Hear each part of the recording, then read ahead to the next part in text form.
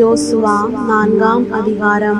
ஜனங்கள் எல்லாரும் யோர்தானை கடந்து தீர்ந்த போது கர்த்தர் யோசுவாவை நோக்கி, நீங்கள் ஒவ்வொரு கோத்திரத்திற்கு ஒவ்வொருவராக ஜனங்களில் 12 பேரை தெரிந்து கொண்டு இங்கே யோர்தானின் நடுவிலே ஆசாரியர்களின் கால்கள் நிலையாய் நின்ற இடத்திலே 12 கற்களை எடுத்து அவைகளை உங்களோட கூட அக்கறைக்கு கொண்டு போய் நீங்கள் இன்று இரவில் தங்கும் ஸ்தானத்திலே அவைகளை வையுங்கள் என்று அவர்களுக்கு கட்டளையிடுங்கள் என்றார்.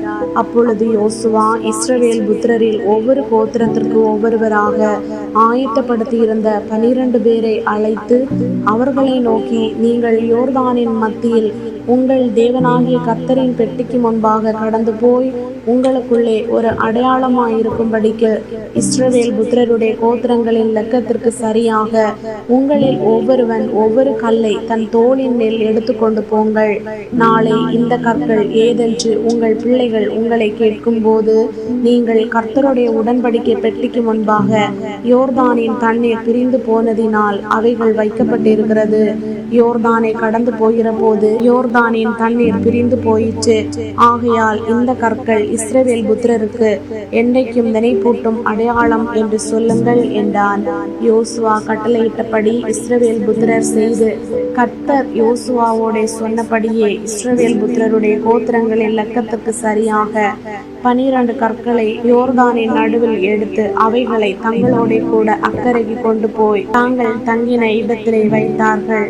யோர்தானின் நடுவிலும் உடன்படிக்கை பெட்டியை சுமந்த ஆசாரியரின் கால்கள் நின்ற இடத்திலே யோசுவா 12 கற்களை நாட்டினான். அவைகள் இந்நாள் மட்டும் அங்கே இருக்கிறது.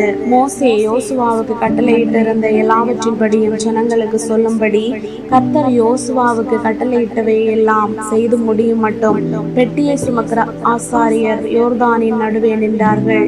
ஜனங்கள் தீவிரித்து கடந்து போனார்கள். ஜனமெல்லாம் கடந்து போன பின்பு கர்த்தருடைய பெட்டியும் கடந்தது. ஆசாரியர் ஜனத்துக்கு முன்பாக போனார்கள். ரூபன் புத்திரரும் காத்து புத்திரரும் மனாசேயின் பாதி கோத்திரத்தாரும் மோசே தங்களுக்கு சொன்னபடியே அணி அணியாய் இஸ்ரவேல் புத்திரருக்கு முன்பாக கடந்து போனார்கள். ஏறக்குறைய 40,000 பேர் யுத்த சன்னத்தராய் யுத்தம் பண்ணும்படி கர்த்தருக்கு முன்பாக எரிகோவின் சமனான வெளிகளுக்கு கடந்து போனார்கள். அந்நாளிலே கர்த்தர் யோசுவாவை சகல இஸ்ரவேலரின் கண்களுக்கு முன்பாகவும் மேன்மைப்படுத்தினார். அவர்கள் மோசேக்கு பயந்திருந்தது போல அவனுக்கும் அவன் உயிரோடு இருந்த நாளெல்லாம் பயந்திருந்தார்கள்.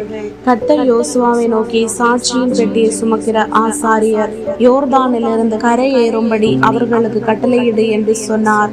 யோசுவா யோர்தானிலிருந்து கரையேறி வாருங்கள் என்று ஆசாரியர்களுக்கு கட்டளையிட்டான்.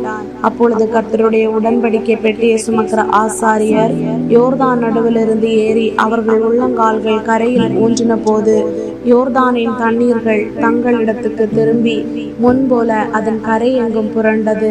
இந்த பிரகாரமாக முதல் மாதம் 10ஆம் தேதியிலே ஜனங்கள் யோர்தானிலிருந்து கரையேறி எரிகோவுக்கு கீழெல்லையான கில்காலிலே பாளையம் இறங்கினார்கள். அவர்கள் யோர்தானில் எடுத்துக்கொண்டு வந்த அந்த 12 கற்களையும் யோசுவா கில்காலிலே நாட்டி இஸ்ரவேல் புத்திரரை நோக்கி, நாளை உங்கள் பிள்ளைகள் இந்த கற்கள் ஏதென்று தங்கள் பிதாக்களை கேட்கும் போது நீங்கள் உங்கள் பிள்ளைகளுக்கு அறிவிக்க வேண்டியது என்னவென்றால், இஸ்ரவேலர் வெட்டாந்தரை வழியாய் இந்த யோர்தானை கடந்து வந்தார்கள். பூமியின் சகல ஜனங்களும் கர்த்தருடைய கரம் பலத்ததென்று அறியும்படிக்கும் நீங்கள் சகல நாளும் உங்கள் தேவனாகிய கர்த்தருக்கு பயப்படும்படிக்கும் உங்கள் தேவனாகிய கர்த்தர் சிவந்த சமுத்திரத்தின் தண்ணீரை நாங்கள் கடந்து தீரும் மட்டும் எங்களுக்கு முன்பாக வற்றி போக பண்ணினது போல உங்கள் தேவனாகிய கர்த்தர் யோர்தானின் தண்ணீருக்கும் செய்து அதை உங்களுக்கு முன்பாக நீங்கள் கடந்து தீரும் அளவும் வற்றி போக பண்ணினார் என்று அறிவிக்க கடவீர்கள் என்றான்.